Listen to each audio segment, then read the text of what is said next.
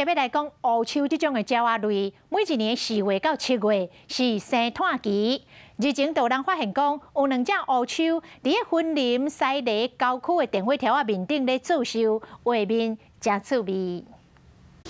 伫西犁郊区的一条电线顶，有2只鸟仔伫遮做秀，并且是轮流孵卵，画面看起来真趣味。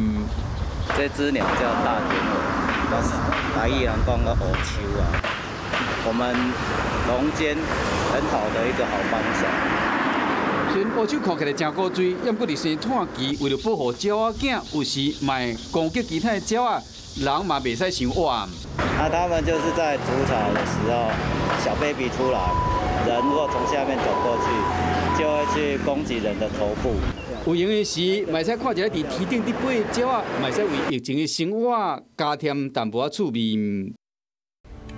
我是陈雅玲，想要跟我一起从零掌握天下事吗？赶紧按下华视新闻 YouTube 频道的订阅按钮，开启小铃铛，跟我一起探讨公共议题，给您最专业的华视新闻。